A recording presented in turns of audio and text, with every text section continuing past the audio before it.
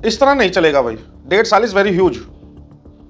जनता परेशान है, सड़कों पर चलने की जगह नहीं है, बसें बाहर खड़ी हैं, गाड़ियां लगी हैं। No no no no, try नहीं। I am telling you and take it very seriously. 1 अप्रैल तक अगर ये नहीं बनता है तो वही अपना टंटा बंटा उठाइए और जाइए यहाँ से। आप लोग सोच रहे होंगे कि मैं ये क्या कह रहा हूँ। दरअसल मैं एक मैसेज कन्वे करना चाह रहा हूँ और मैं ये याद दिलाना चाह रहा हूँ कि आज 1 अप्रैल है। मैं अप्रैल फुल मनाने की कोशिश नहीं कर रहा हूँ। पूर्व में हमारा विधायक एक निर्माणाधीन बस अड्डे पर गया था और उस बस अड्डे पर जाकर उन्होंने कुछ ऐसा कहा था जो कि एक मेमोरी बन गई। और आज 1 अप्रैल होने के नाते मैं याद दिलाना चाहता हूँ, सोचा कहीं भूल न गए हों हमारे नेता लोग, कहीं भूल न गए हों, क्योंकि नेताओं को भूलने की बीमारी ज़्यादा लगी होती है। तो मैं उनको याद दिलाना चाहता हूँ और स्पष्ट करना चाहता हूँ कि आपने क्या कहा था उस समय और आज देखिए हकीकत क्या है। नमस्कार साथियों, मैं दीपक रावत आपके साथ में और आप देख रहे हैं गढ़वाल एक्सप्रेस। साथियों, सपना होता क्या है दरअसल, और ये जो कोटद्वार विधानसभा है ये वाकई में अपनी कुंभकर्ण की उस गहरी नींद में है जिस नींद से ये जागना नहीं चाहती है। वो कुंभकर्ण तो 6 महीने की नींद से जाग जाता था, उसके बाद खूब खाता था, पीता था और फिर से सो जाता था 6 महीने की घोर निद्रा पे। परंतु ये जो कोटद्वार विधानसभा की जो जनता है, वो जनता सोई पड़ी हुई है, निरपट्ट सोई पड़ी हुई है 5 सालों से। और वो ये मैं क्यों कह रहा हूँ, क्योंकि कोटद्वार की जनता को सपने दिखाए गए थे विकास कार्यों के।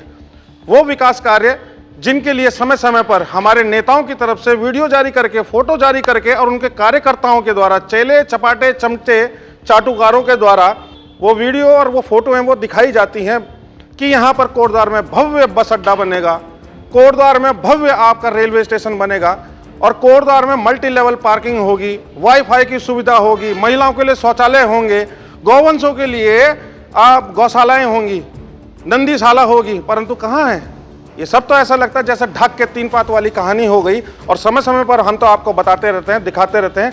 आज हमारे साथ में सुप्रीम कोर्ट के अधिवक्ता और यूकेडी के संगठन महामंत्री हमारे साथ में है श्री रोहित डंडरियाल जी। चलिए सुनते हैं उनके मुखार बिंदु से कि क्या कुछ वो कहना चाहेंगे कोटद्वार के विकास के बारे में। और वो ये शायद वो विकास है जो लोग सपने में देखते तो हैं, लेकिन उस घोर निद्रा में सोए हुए हैं कि अपने नेताओं से सवाल करने की उनकी हिम्मत नहीं होती है। परंतु हम करेंगे सवाल, और सवाल हो रहे हैं आपकी खातिर, और जवाब हमारे नेताओं को जरूर देना पड़ेगा। आज जिस जगह पे मैं खड़ा हूँ, इसे अगर हम ऐतिहासिक जगह कहें तो कोई अतिशोक्ति नहीं होगी। जैसा कि हम 2 इलेक्शन कोटद्वार में देख चुके हैं कि जो केंद्र से चलने वाले दल हैं, ये आके हमें कहते हैं कि हम मोटर नगर बस अड्डा बनाएंगे, और बनाते हैं इस भीड़भाड़ वाली जगह पे जहां पर आपकी वर्कशॉप थी। वहां पे इन्होंने खुद ही अपने आप ही डिसाइड करके बस अड्डा बनाने की बात सैंक्शन करा दी। और आज हम जिसको देख पा रहे हैं, ये जो अभी आपको दिख रहा है सेमी फिनिश्ड, जो अभी पूरा भी नहीं बन पाया है, इसको ये लोग अपना कोटद्वार का बस अड्डा कह रहे हैं। और मैं फिर से आप लोगों को ये बात बताना चाहूंगा, कोटद्वार के लोगों को जो सपना दिखाया गया था बस अड्डा के नाम पे, वो मोटर नगर का था, वो ये नहीं था। चलो मान लेते हैं आपने यहाँ पे सैंक्शन करा लिया, ये बना लिया। मैं एक वीडियो की याद आप सब लोगों को दिलाना चाहूँगा, और शायद हो सकता है कि दीदी आजकल बहुत ज़्यादा व्यस्त हैं तो दीदी को अपने पुराने वीडियोज़ याद नहीं होंगे। मैं चाहूँगा कि आप सब लोगों के थ्रू मैं उनको ये बताना कि एक तारीख दी गई थी जिस तारीख तक इस काम को पूरा हो जाना चाहिए था, पर आज जिस तरीके से हम देख पा रहे हैं ये काम उस तारीख तक पूरा नहीं हुआ। और पूरा तो हुआ नहीं, दूसरा जो दीदी हैं, दीदी ने कभी यहाँ की कोटद्वार की सुध भी नहीं ली है। उन्हें बस ये चाहिए कि कोई काम कर दे, हम उसकी वाहवाही लूट लें। आपने लाल डांग चिल्लड़ खाल मार्ग वाले मामले में भी देखा होगा कि कैसे पटाखे और मिठाई फूटती हैं। दीदी जी को काम कुछ करना है नहीं कोटद्वार के अंदर, बस चाहिए कि 4 लोगों को डांट दें, 4 लोगों का क्रेडिट ले लें। तो क्या यही सत्ताधारी पक्षों का इस समय काम रह गया है कोटद्वार में और उत्तराखंड में? कौन पूछेगा सवाल? सवाल पूछेगा उत्तराखंड क्रांति दल। आज मैं अपने सीनियर लीडर भारद्वाज जी के साथ यहाँ पे खड़ा हूँ। हम लोग आज इसी बात पे डिस्कस कर रहे थे कि कैसे पब्लिक मनी को यहाँ पे वेस्ट किया जा रहा है। आप देखिए यहाँ के हालत, आप देखिए किस तरीके से सामान यहाँ पे बिखरा पड़ा है, कहाँ पे सरिये पड़े हैं, कोई दरवाजे पे लॉक नहीं है। आप देखिए हम लोग भी जब यहाँ पे आए तो कोई गार्ड भी नहीं था कि जो हमको रोक सके कि आप अंदर क्यों जा रहे हैं, क्यों नहीं जा रहे हैं।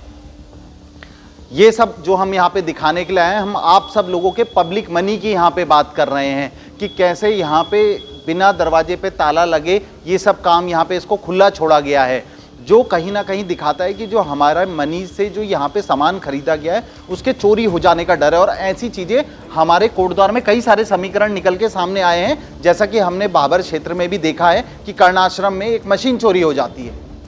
तो ये सब किसका पैसा है? हम सब लोगों का पैसा है। और इस सब का ख्याल रखने का काम किसका है? विधायिका जी का। विधायिका जी का काम सिर्फ वीडियो बनाना नहीं है, उनका काम होना चाहिए कि क्षेत्र में आके हर एक समस्याओं को देखना। पर अभी वो क्षेत्र भ्रमण पे निकली हैं सिर्फ अपने लोगों तक पहुंचने के लिए कि हाँ मैं तुम्हारे पास हूं, पर जबकि लोगों ने उनको विधायक सिर्फ इसलिए बनाया था कि वो काम करें। आज के दिन पे उत्तराखंड क्रांति दल और हम उनके एक छोटे से सिपाही केंद्रीय संगठन मंत्री मिलके यहाँ पे ये सब आवाज़ें क्यों उठा रहे हैं? क्योंकि हमें अपने उत्तराखंड से प्यार है। मगर जो हमारी दीदी हैं, इसकी हालत देख के मुझे लगता नहीं कि हमारे कोटद्वार से वो प्यार करती हैं।